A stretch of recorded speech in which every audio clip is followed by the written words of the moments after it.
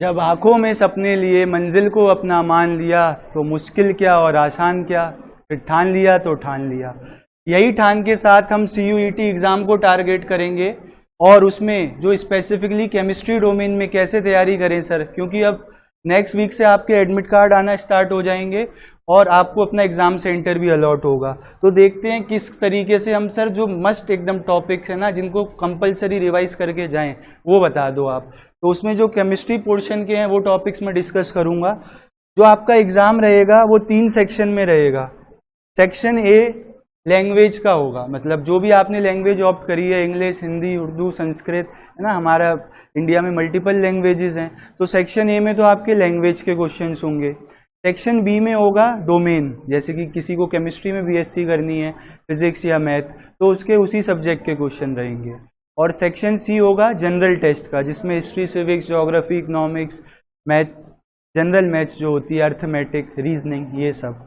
ठीक, तो अब हम देखते हैं कि अपने केमिस्ट्री डोमेन के क्या सब्जेक्ट हैं, मतलब क्या टॉपिक्स हैं। तो पहला टॉपिक है सॉलिड स्टेट, क्योंकि क्लास 12th का सिलेबस कवर करेंगे। उसमें आपको प्रॉपर्टीज जरूर पढ़ के जानी है। किस किस की? जैसे टाइप्स ऑफ सॉलिड की, क्रिस्टलाइन सॉलिड्स हैं, एमॉर्फस सॉलिड्स हैं, है ना, तो इनकी प्रॉपर्टीज आपको जरूर पढ़ के जानी है। दूसरी बात, फॉर्मूला बनाना है। तो फॉर्मूला कैसे बनाना है? जैसे सर A और B 2 एटम्स हैं, A ने वाइड्स ऑक्यूपाई करी, B ने पैकिंग बनाई, तो कितना पोर्शन आया, उस तरीके के। ठीक है, HCP पैकिंग करी, टेट्राहेड्रल वाइड्स ऑक्यूपाई करे, तो उस तरीके के क्वेश्चंस करेंगे। उसके बाद डिफेक्ट्स, फ्रेंकल डिफेक्ट क्या है, शॉर्टकी डिफेक्ट क्या है, किसमें डेंसिटी कम होती है, कौन सा ऐसा सॉलिड है जो दोनों तरीके के डिफेक्ट दिखाता है, AgBr। तो आपको वन लाइनर्स पे फोकस करना है, क्योंकि लेवल जो है वो इंटरमीडिएट, मतलब नीट और JEE के कहीं बीच में ही रहेगा ना, तो उससे एडवांस नहीं जाएगा। एजेस और एंगल्स जैसे डिफरेंट होते हैं आपके, ट्राइक्लिनिक है ना, हेक्सागनल है, तो उसमें ABC जो आप एज लेंथ बोलते हो, उनमें क्या रिलेशन है, अल्फा बीटा गामा एंगल्स में क्या रिलेशन है, तो वो रिलेशन ध्यान रखना है। ट्रिक बता रखी है हमने, क्यूट अवर मदर करके, उससे याद कर लेंगे। आपको कोई सी भी टॉपिक में दिक्कत होगी तो बता देना, फिर उसको हम कवर कर लेंगे एज अ मतलब one shot lecture. Packing efficiency बहुत इंपॉर्टेंट है।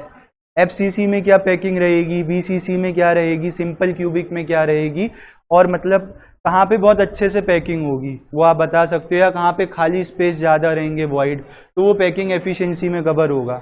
और जब आप पैकिंग एफिशिएंसी का फॉर्मूला डेराइव करोगे तो एज लेंथ और जो एटम की रेडियस होगी ना, मतलब कॉन्स्टिट्यूएंट पार्टिकल्स की, उसमें रिलेशन भी फाइंड आउट करना है।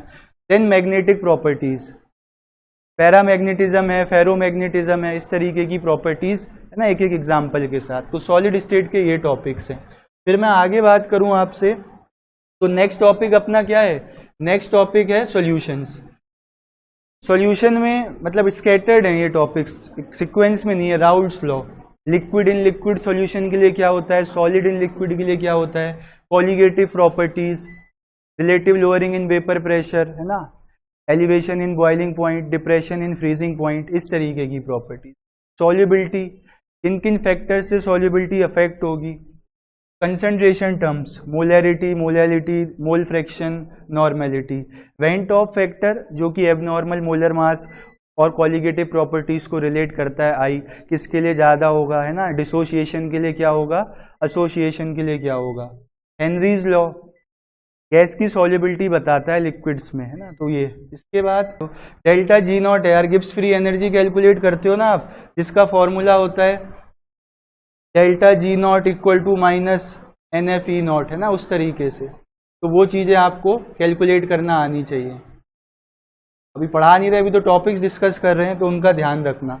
और फेराडेज लॉ, मतलब जब इलेक्ट्रोलिसिस होगी तो किसका कितना मास डिपॉजिट होगा।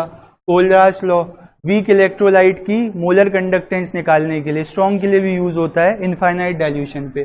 कंडक्टेंस उसका वेरिएशन डाइल्यूशन के साथ, इलेक्ट्रोलिसिस ना, क्या एनोड पे डिपॉजिट होगा, क्या कैथोड पे, और करोजन, कैसे इसको प्रिवेंट कर सकते हैं। देन अगला टॉपिक अगर हम बात करें तो क्या है, केमिकल काइनेटिक्स है। तो केमिकल काइनेटिक्स में आपको हाफ लाइफ कैलकुलेट करना आना चाहिए, जीरो ऑर्डर फर्स्ट ऑर्डर के लिए। लाइफ टाइम भी, लाइफ टाइम होता है रिएक्शन कब खत्म होगी, जैसे फर्स्ट ऑर्डर का लाइफ टाइम इनफाइनाइट होता है, ठीक, ऑर्डर और मॉलिकुलरिटी किसके लिए डिफाइन होता है ना, कौन एक्सपेरिमेंटल है कौन थ्योरेटिकल है। ग्राफ्स, कंसंट्रेशन का ग्राफ टाइम के साथ, रेट का ग्राफ टाइम के साथ, तो अलग अलग ऑर्डर की रिएक्शन के लिए अलग अलग ग्राफ ऑब्टेन्स होते हैं। किन किन फैक्टर से रेट इफेक्ट होगा, कैटलिस्ट क्या करेगा, एक्टिवेशन एनर्जी लोअर करेगा, है ना, कंसंट्रेशन का क्या फर्क पड़ेगा। और साथ ही साथ ये जो स्टार्टिंग में पढ़ते हो ना आप रेट निकालना, जैसे आप इंस्टेंटेनियस रेट निकालते हो, change in concentration of reactant upon time, तो वो रिएक्टेंट डिसअपियर होते हैं, प्रोडक्ट अपीयर होते हैं, तो उनके बेसिस पे रेट निकालना। फिर सरफेस केमिस्ट्री, ये सर वो टॉपिक है जो हमने बोर्ड्स के लिए भी नहीं पढ़ा है, तो इसको तो आप अलग से ही करा दो, हाँ अगर डिमांड आएगी तो जरूर। कोलाइड्स क्या होते हैं, इनके अलग अलग टाइप, जैसे lyophobic colloid, lyophilic colloids, associated colloids, micromolecular, macromolecular, इस तरीके के। और एक टेबल भी है एनसीईआरटी में, उसको जरूर कर लेना। जैसे डिस्पर्जन फेस क्या होगा, डिस्पर्जन मीडियम क्या होगा। नीट तक में क्वेश्चन आया था इस बार प्यूमाइस स्टोन का, तो उसको सॉलिड सोल में रखते हैं बिकॉज सॉलिड के अंदर एयर ट्रैप होती है यानी कि gas. Properties of colloid, Brownian motion, Tyndall effect, most important Hardy Schulze rule है, कौन सा कोलाइड कब कोगुलेट करता है, तो वो ये रूल बताता है। देन एडजॉर्प्शन आइसोटर्म, ग्राफिकल होते हैं फ्रेंडलिच, है ना, लैंगमुयर, तो वो इंपॉर्टेंट हो जाते हैं। फिर 6 चैप्टर है अपना, ये भी मतलब बोर्ड के सिलेबस से रिलेटेड था, बट यहाँ आएगा कि ऐसा कोई अभी हमें नोटिस नहीं मिला है तो अभी कवर करके ही जाएंगे, बाद में नहीं आता है ठीक है, पहले ही नहीं करके गए तो फिर तो वहाँ क्वेश्चन होने ही नहीं है। मेटलर्जी वाला चैप्टर है, कुछ नहीं, किस मेटल का क्या ओर है एक लिस्ट बना लेना केमिकल फॉर्मूले के साथ। साथ ही साथ एक आयरन की मेटलर्जी है, उसमें ब्लास्ट फर्नेस यूज होता है, अलग अलग टेम्परेचर पे अलग अलग रिएक्शन होती है, तो वो किस तरीके से है वो आप देख लेना। उसके बाद कंसंट्रेशन मेथड होते हैं अलग अलग, वो आना चाहिए आपको। Ellingham diagram, concentration method, hydraulic washing, है ना, ग्रेविटी सेपरेशन, जो एक ही चीज हो गई सर, मैग्नेटिक सेपरेशन, इस तरीके से। पी ब्लॉक एलिमेंट्स में आपको अलग अलग कंपाउंड की ज्योमेट्री पता होनी चाहिए।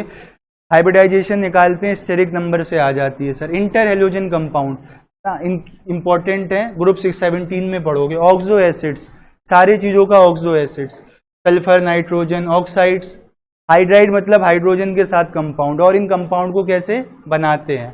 फिर डी एंड एफ ब्लॉक में एलिमेंट्स की पोजीशन पता होनी चाहिए, ठीक, साथ ही साथ उनकी कन्फ्यूग्रेशन। और 2 इंपॉर्टेंट कंपाउंड हैं, पोटेशियम परमैंगनेट और पोटेशियम डाइक्रोमेट।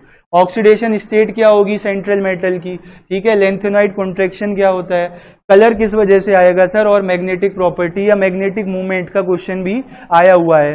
अनपेयर्ड इलेक्ट्रॉन का फॉर्मूला होता है √NN+2, वहां से कैलकुलेट करोगे। उसके बाद कोऑर्डिनेशन कंपाउंड, IUPAC नेम लिखना आना चाहिए, सेंट्रल मेटल एटम की हाइब्रिडाइजेशन, ऑक्सीडेशन स्टेट। पैरामैग्नेटिक होगा, डायामैग्नेटिक, कलरलेस होगा या कलर्ड, क्या क्या लिगेंड्स यूज होंगे। आइसोमेरिज्म इंपॉर्टेंट है, दोनों स्ट्रक्चरल भी और स्टीरियो भी। उसके बाद इन कंपाउंड्स की एप्लीकेशन। देन अब हम सेकंड पार्ट पे आ गए जो कि ऑर्गेनिक है, तो पार्ट 2 है आपका, ठीक। ऑर्गेनिक मतलब एक तो आप अलग तरीके से पूरा पढ़ लो, सारी नेम रिएक्शन रिएजेंट एक जगह, या फिर चैप्टर वाइज। तो चैप्टर वाइज में कुछ इंपॉर्टेंट नेम रिएक्शन आपके सामने है। डाईएजोटाइजेशन, सेंडमेयर रिएक्शन, SN1 SN2 का ऑर्डर कंपेयर करने को आएगा, ठीक है, 3 मॉलिक्यूल लिखे होंगे, ऑर्डर में लगाओ, तो पता होना चाहिए कहाँ कार्बोकैटाइन बनेगा या कहाँ ट्रांजिशन स्टेट बनेगा। कैसे बनाते हैं सर कंपाउंड को, उनकी प्रिपरेशन। फिजिकल प्रॉपर्टीज में बॉइलिंग पॉइंट और सॉल्युबिलिटी, साथ ही साथ आप एल्काइल हैलाइड से एल्कीन बनाते हो वाया बीटा एलिमिनेशन, तो वो भी करके जाना है। उसके बाद alcohol, phenol and ether, 2 important reaction है, एल्कीन को हाइड्रेट करके आप एल्कोहल बनाते हो, जस्ट इसका रिवर्स, डिहाइड्रेशन ऑफ एल्कोहल तो एल्कीन बन जाता है। ये ईथर की रिएक्शन है, ठीक है, सब्स्टिट्यूशन होता है यहाँ पे। और हेलोजेंस एसिड के साथ भी ईथर की रिएक्शन इंपॉर्टेंट है। उसके बाद रीमन टीमन रिएक्शन है जो कि फिनॉल की है, और कोल्बे रिएक्शन भी फिनॉल की है, तो इस पे फोकस करना है। सब पढ़ना तो सारा है, एंड मूवमेंट पे क्या रिवाइज करना है उसके लिए हम यहाँ पे आज आपको बता रहे हैं topics. Aldehyde ketone carboxylic acid important reaction है, न्यूक्लियोफिलिक एडिशन रिएक्शन। और अगर नेम रिएक्शन की बात करते हो तो ऐसे कंपाउंड जिनमें अल्फा हाइड्रोजन होगा वो तो एल्डोल कंडेंसेशन करेंगे, और जिनमें नहीं होगा वो कैनिजारो, दोनों बेस की प्रेजेंस में होते हैं। देन अगला टॉपिक है अमाइंस। अमाइंस में बेसिसिटी का कंपैरिजन, गैसियस फेज में भी और एक्वस फेज में भी। नेम रिएक्शन बता दो सर, गैब्रियल थैलिमाइड रिएक्शन है, प्राइमरी अमीन बनता है इससे केवल। हॉफमैन ब्रोमोमाइड रिएक्शन है, एक कार्बन कम करने के लिए यूज होती है। कार्बाइल अमीन रिएक्शन है, तो यहां से भी आप प्राइमरी अमीन्स बना सकते हो। उसके बाद बायोमोलिक्यूल्स है, बायोमोलिक्यूल्स में आपको कार्बोहाइड्रेट, मोनोसेक्राइड क्या है, डाइसेक्राइड, पॉलीसेक्राइड, एक एक एग्जाम्पल के साथ। अमीनो एसिड्स का डाइपोलर नेचर, ज्विटराइन पढ़ते हो ना, है ना, प्लस माइनस दोनों रहेगा, किस पॉइंट पे आके माइग्रेशन रुक जाएगा, आइसो इलेक्ट्रिक पॉइंट, वो भी पढ़ना है। प्रोटीन्स के structure, primary, secondary, tertiary, quaternary, है ना, कौन सा स्ट्रक्चर लॉस्ट हो जाता है डीनेचुरेशन के टाइम, तो डीनेचुरेशन भी पढ़ना है। उसके बाद ग्लूकोज की रिएक्शंस इंपॉर्टेंट है, 5-6 रिएक्शन है, फ्लो चार्ट में कवर कर लेंगे उनको। उसके बाद पॉलीमर, इसमें भाई किससे बना है, मतलब कौन उसका मोनोमर है, साथ ही साथ यूज, कहाँ कहाँ यूज होता है और किस तरीके का है, लीनियर है, ब्रांच है, क्रॉस लिंक है, तो ये अब थोड़ा है ना, ये तो बेसिक चीज हो गई, लेकिन कैसे बना, एडिशन पॉलीमराइजेशन से बना या कंडेंसेशन से, तो वो जरूर ध्यान रखना। देन अपना लास्ट टॉपिक है केमिस्ट्री इन एवरीडे लाइफ, रोजमर्रा की जिंदगी में दवाइयाँ। एंटीपायरेटिक क्या होता है सर, टेम्परेचर लोअर करने के लिए, है ना, एनाल्जेसिक, पेन किलर्स, तो उसी तरीके से आपको दवाइयाँ और उनका यूज। केमिकल्स इन फूड, जैसे शुगर को रिप्लेसमेंट करने के लिए हम और आर्टिफिशियल स्वीटनर्स डालते हैं, तो फूड इंडस्ट्री में क्या रोल है केमिकल का। देन लास्ट में आपका सोप और डिटर्जेंट है, इसमें कौन एनवायरमेंट फ्रेंडली है, कौन नहीं है। तो ये सारे जो टॉपिक्स थे, ये क्लास 12 का ही आपका सिलेबस आएगा CUET में से, तो उसमें से मैंने ब्रीफ कर दिया। अब इनमें से किसी में भी आपको दिक्कत होगी तो आप रिस्पॉन्स करोगे, फिर हम उसका कंटेंट आपके सामने डिलीवर करेंगे। तो अच्छे से तैयारी करते रहो, नेक्स्ट वीक एग्जाम है, और एग्जाम के लिए ऑल द बेस्ट। धन्यवाद अपना टाइम देने के लिए।